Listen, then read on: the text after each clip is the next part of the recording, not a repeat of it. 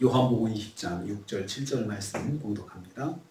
요한복음 20장 6절 7절 말씀입니다. 같이 봉독합니다. 시몬 베드로는 따라와서 무덤에 들어가 보니 세마포가 놓였고 또 머리를 쌌던 수건은 세마포와 함께 놓이지 않고 딴 곳에 쌓여 군대로 놓여 있더라. 아멘. 아멘.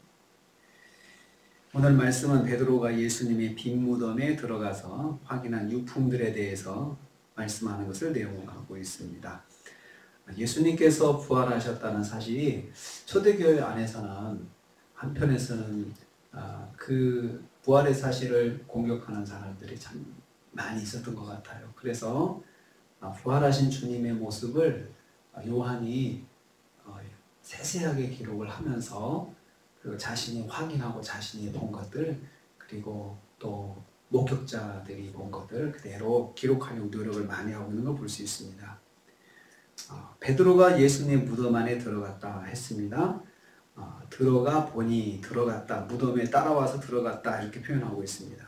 이 시몬 베드로의 행동을 이 성경이 기록할 때 완료형, 과거 완료형으로 썼습니다. 그래서 베드로가 뛰었다가 걸었다를 반복하면서, 그러니까 올 때 모습이 뛰었다 걸었다 뛰었다 걸었다. 이 베드로가 나이가 많으니까 요한처럼 막 뛰어올 수가 없었던 거죠. 그러니까 그럴 때는 사람이 뛰고 싶지만은 힘드니까 걷기도 하고 뛰기도 하고 걷기도 하고 그래서 급하게 막 오는 모습이 거기에 그렇게 기록이 되어 있습니다.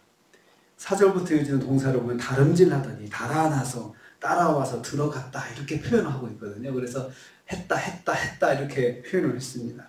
무덤에 도착한 베드로는 생각할 필요 없이 곧바로 무덤 안으로 들어갔습니다. 들어갔다 이렇게 표현을 했습니다.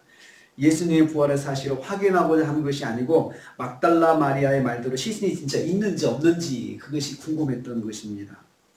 없다면 정말 큰일 난 거 아니겠습니까? 베드로 입장에서는 이 주님의 시신이 없어졌다니 이게 무슨 말인가 하고 굉장히 당황했을 것 같아요. 베드로의 행동이 이것을 보여주고 있습니다. 베드로는 확인하고 싶었던 거죠. 진짜로 있는지 없는지 이것을 확인하고 싶었던 것입니다. 이를 통해서 베드로도 예수님의 부활을 생각하지 못하고 확인하고 싶기만 했던 것을 여기서 알 수 있습니다. 제자들조차도 예수님의 부활을 생각지 못했습니다. 단지 없어졌다 생각하죠. 보통 우리가 부활의 사실을 믿었다 그러면 시신이 없어졌다 그러면 예수님 부활하셨나 보다. 여기 있으면 되겠네 하고 그렇게 넉넉하게 차분하게 생각할 텐데 아주 다들 없어졌다는 말을 듣고는 긴장을 하고 놀라고 정말 그러면 큰일 나는데 라고 생각을 하고 있는 걸 볼 수 있습니다. 베드로가 보고 확인했다 했습니다. 베드로는 두 가지를 눈으로 확인했습니다. 첫째는 예수님의 몸을 감쌌던 수의로 사용했던 세마포하고 머리를 쌌던 수건을 봤습니다. 그러니까 예수님의 몸만 없어진 것을 확인한 것이죠. 베드로의 눈으로 예수님의 무덤이 비어있는 것을 직접 확인했던 것입니다.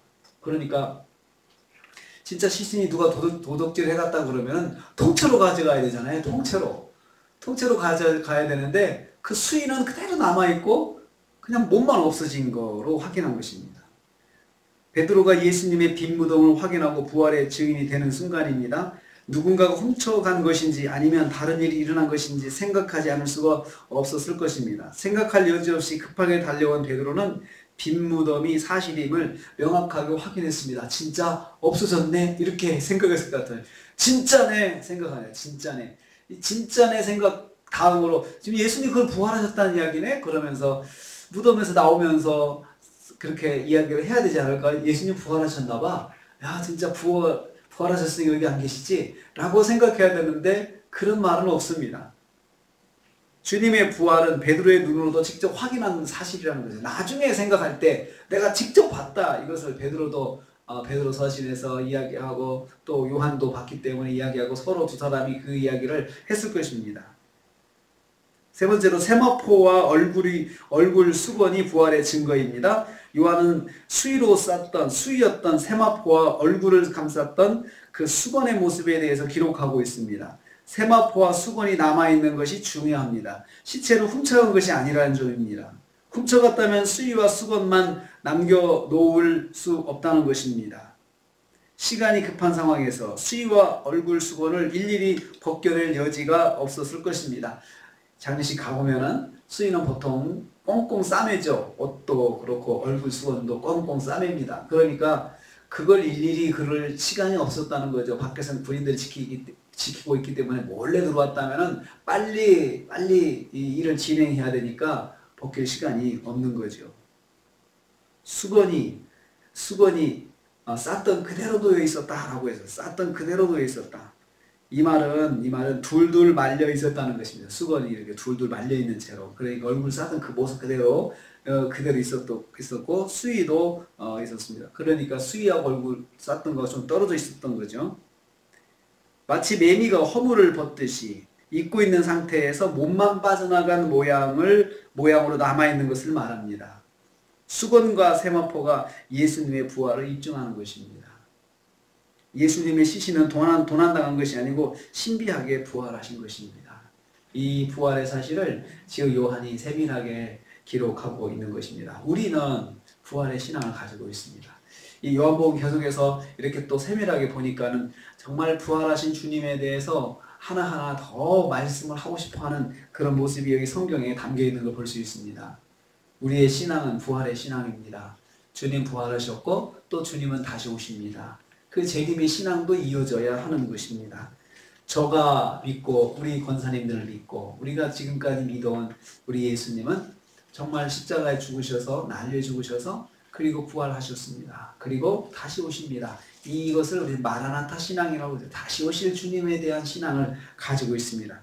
부활의 사실이기 때문에 다시 오시는 것도 이제 또 사실로 믿고 우리는 기다리고 있는 것입니다.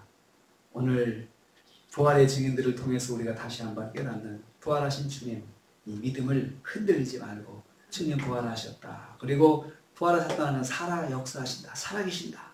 살아계신 주님을 믿는 저와 여러분, 말씀 하나하나, 성경 말씀 하나하나 주님의 말씀으로 믿고 우리가 또 순종하지 않습니까? 그 순종은 결코 헛되지 않은 것입니다. 왜냐하면 주님 살아계시고 지금도 역사하시니 그 말씀이 진리이기 때문에 그렇습니다. 오늘 하루도 살아계신 주님, 역사하시는 주님을 의지하시면서 오늘도 말씀 안에서 승리하시는 저와 여러분 되시기를 주님의 이름으로 축복합니다. 주님 감사합니다.